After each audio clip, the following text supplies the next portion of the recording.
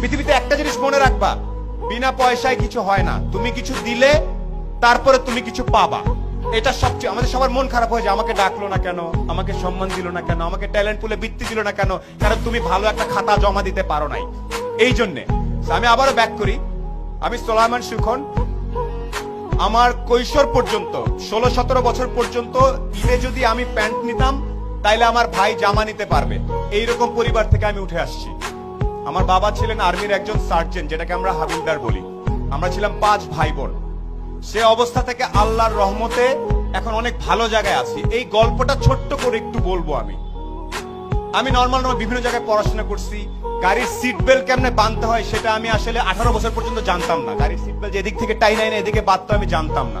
আমি জানতাম না ওই পারফিউমের নাম কি, এগুলো জানতাম না। এখন আমি একটা জিনিস জানতাম, একমাত্র জ্ঞান অর্জন করলে, একমাত্র পরীক্ষার রেজাল্ট গুলা ভালো করলে সামনে কোনো না কোনো ভাবে আমার জীবনে পরিবর্তন আসতে পারে। এখানে পরীক্ষার রেজাল্ট ভালো কার কার আমি আওয়াজ শুনতে চাই। 13 থেকে 19 আওয়াজ শুনতে চাই ভালো ছাত্রছাত্রীদের। এখানে প্রত্যেকে ভালো ছাত্রছাত্রী আমি জানি। আমি আজকে লিস্টে পড়েছি, পলক ভাই প্লেনে আস্তে আস্তে বলছিল যে এত ছেলে মেয়ে, এত কৃতি সন্তান আমি কিভাবে ছবি তুলবো একসাথে, আমার তো পুরো মাঠ লাগবে। সিংড়ার মতো একটা জায়গায় এতগুলা মেধাবী ছেলে মেয়ে তৈরি হচ্ছে।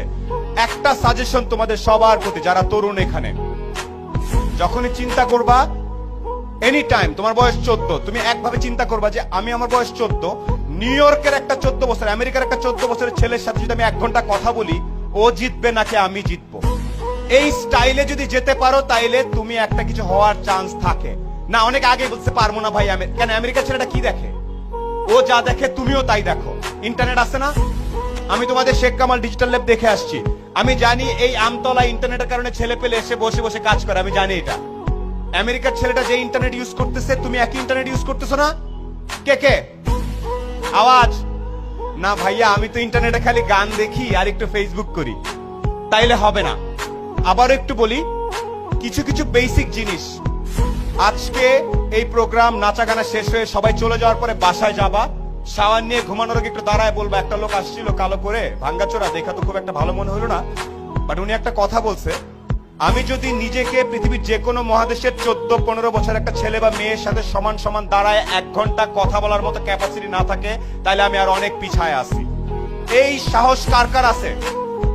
আমেরিকার একটা ছেলের সাথে 1 ঘন্টা, আয় বাবা তোর সাথে আলাপ করি, আয় তোর একটু চলন বিলের স্টাইল শিখায়, আয়, এটা কে কে করতে পারবে?